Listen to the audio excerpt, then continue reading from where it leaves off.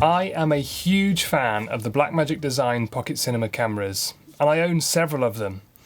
Having used them now for several months in different contexts, for recording and live streaming, I thought I'd share some of my thoughts and compare the Pocket 6K to the Pocket 4K and tell you how I have found using them from a real-world use point of view. I think I can't start by saying anything other than simply, I love these cameras. They are great and I find them an absolute pleasure to use. But a few months ago I made a video asking the question, should you buy one for your church? And I said at the time it depends basically on how competent a camera operator you are. The one thing these cameras are not is a point and shoot camera. You can't just set and forget. You need to control these cameras and adjust the settings. It has no auto mode. Every setting on here has to be set manually. Now that's brilliant for me. I don't like cameras that try to figure things out for themselves because most of the time they can't do it, or at least not in the way I want them to. I like knowing that once I set a camera, it isn't going to change until I change it. I also love the menu system on these cameras. The settings are a dream. My camera experience has gone from Canon originally to now using Blackmagic and Sony, and I'm quite happy using these and other brands too. Canon always was my preference at first. The menu system was clear and simple. Sony is horrible. Its menu system is messy and complex, and even now I can't find my way around a Sony camera. Most other brands sit somewhere in between those two. But the Blackmagic, well, that's a totally different kettle of fish. The Blackmagic cameras in many ways are the most capable cameras that I own, but the menu system is so easy. They are based around this large touch screen, and pretty much everything can be adjusted by touching the value on the screen that setting is for, and either just sliding it on the screen or adjusting the jog wheel on the front here.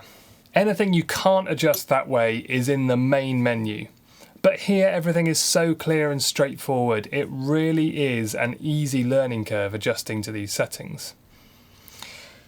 So the overall user experience here is great for both models, the 4K and the 6K. However, that's really where the similarities end. Everything else about these cameras is really quite different. Firstly, the specs of these. Obviously the resolution is different. The 6K can shoot 6K resolution, the 4K is 4K. But both can shoot everything up to 60 frames per second. The sensors are also different sizes. The 6K is on a Super 35 sensor with a crop of about 1.6 times. The 4K is a Micro Four Thirds with a crop of about 2 times. This means that the image on the 4K camera will appear more zoomed in than it will on the 6K. The 6K uses a Canon EF lens mount, but the 4K is Micro Four Thirds, as I say. Now it is possible to get a speed booster for the Micro Four Thirds lens that will allow you to use Canon lenses, and it will also widen that field of view, making the 4K image much more similar to the 6K. If not perhaps even a touch wider. But personally, I don't like working that way. I've found the speed boosters to be less reliable.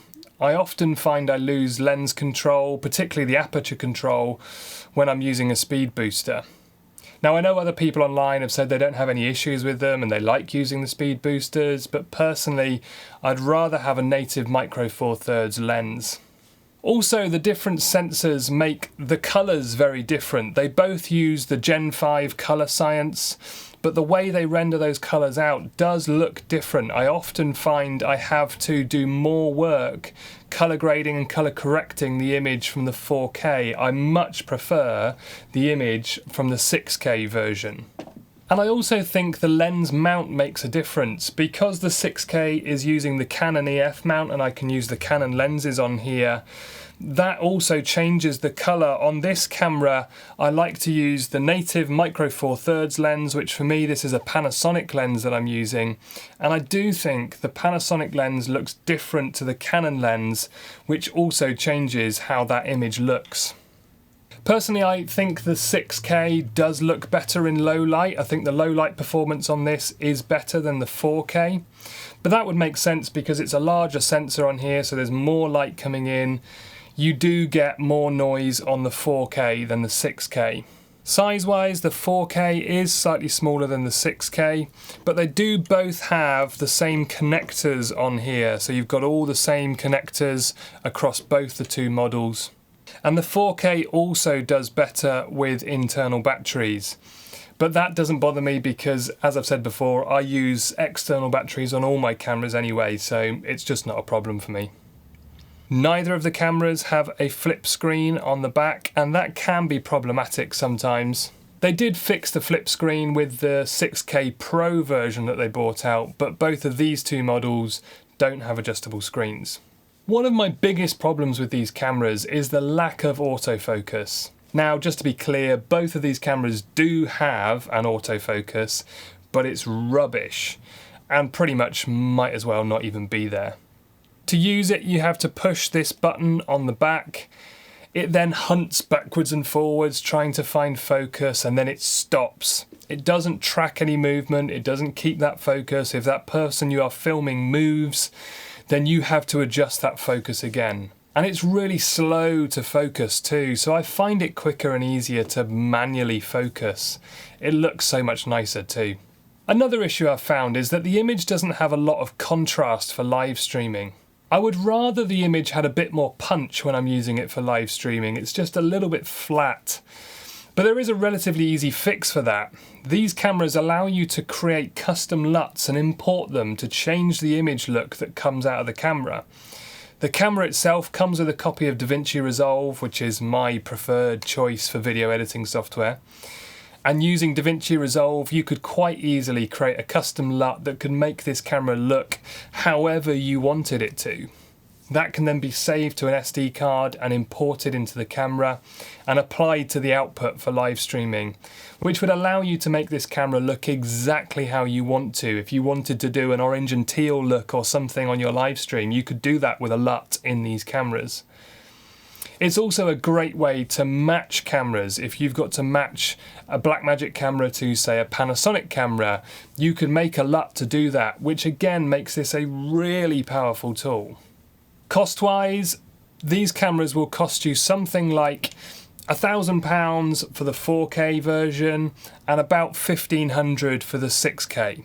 Now that's just the camera body without any lenses or accessories. But one mistake I think people often make when it comes to the cost of these cameras is because the body looks a little bit like a DSLR or mirrorless camera, they compare the prices to those cameras. And quite often one of the comments that I get is that these cameras are really expensive. But actually, I think a better comparison to make is to look at this as a small cinema camera. Compare it to the Ursas or a Canon C-series or one of the Sony cinema cameras. All of those cameras will cost you more like $3,000 to $6,000. And yes, they have a few more features and they'll probably produce slightly better images. However, I have no problems in putting these cameras up against those cameras and saying this is a slightly smaller, slightly less capable cinema camera. I've used my 6K alongside the Blackmagic Ursa on several occasions. The Ursa is definitely a better camera, but I would say that the 6K is 80% as good and 50% as expensive, which in my book makes these cameras a massive bargain. The results that you can get from a camera like this is truly incredible. And when you sit it alongside other cinema cameras, it's definitely not a professional cinema camera, but it's definitely not far behind. And it's a fraction of the cost. Especially the 6K, which I think is my preferred camera of these two. I think it does just slightly take the edge, particularly in terms of that video quality. It's just got that slight bit more to it. So out of these two, the 6K would be my recommendation as to which one to go for. Now I think as we draw this video to an end, I want to end by asking the same question that I did last time. Should you buy a pocket cinema camera for your church? And the answer is really the same. It depends. This camera is incredible. It can produce great results. It works really well for live streaming and filming, which makes it a really flexible tool. But in order to get the most from it, you need to know what you are doing. If you were to look at this like a professional cinema camera, that's the image you need to have in your head. As I say, it's not quite 100% there, but it's much more that end of the spectrum than a mirrorless or a DSLR. And if you are someone who would feel at home operating, say, a Canon C500 or something similar, then you will feel right at home running this. In fact, you'll probably find the menus and navigating this an absolute dream. And if you are someone who spent the last few years learning your way around a mirrorless camera and now feels like they're ready to step it up a gear and push out into something new, then this again could be a really great choice for you. But if you're someone who's looking for a new camera and is toying with a mirrorless camera or a point and shoot style video camera, then I would say this probably isn't for you. It's definitely not a point and shoot camera, and that will be far simpler for you and allow you to learn the fundamentals of video skills you'll need before you can move on to something like this. So that's it. These are great cameras, and for me the 6K is definitely the better camera because of the image quality, but the 4K is by no means a bad camera. And if things like size or battery life are important to you, then maybe the 4K could even be the better choice. Now I would love to know your thoughts on these cameras or any other cameras that you use. If you have any experience using a Blackmagic camera, any of the Blackmagic cameras really, chuck something in the comments. Let me know how you found it and what you've found to be the good points or the bad points of those cameras. I'd be really interested to hear what you think and how you use your cameras. As always, I hope this has been helpful for you, and if you have any questions, please leave them below. So thanks for watching, and I'll see you in the next video.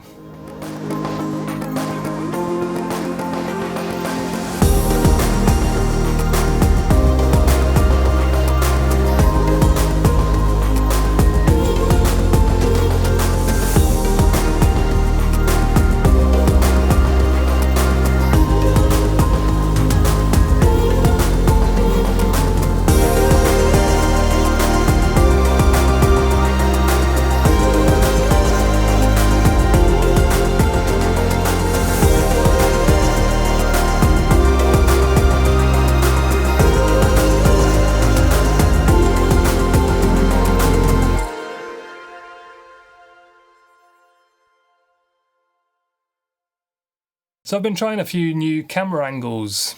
What do you think? I've tried a few new setups recently, so I'm not quite sure which way I want to go. I'm not quite 100% yet. I'm going to try a few more things out and just see what works, but let me know what you think to the different looks and the different angles that I'm using.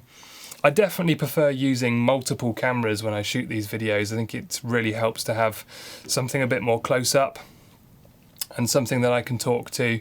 I do prefer a wide angle, and I'm not too sure yet which wide angle shot I want to use. It's difficult on this video to use all of those because two of my cameras are sat here on the desk, so I haven't got all the cameras that I can use to set all the angles up right now, but hopefully we'll figure it out in the next few weeks. Let me know in the comments what you think to the camera angles again. The other thing I've also been using for these videos is a teleprompter. I can't quite make up my mind what I think to it. I'm still getting used to it and familiarising myself with it. Let me know what you think, if you've noticed whether I've been reading things on the screen or anything like that. Hopefully it will give me less chance to waffle. That's my main aim here. I do like to waffle, especially when it comes to tech. But anyhow, I better stop this video here because I'm starting to waffle again. So see you in the next one. Cheers guys.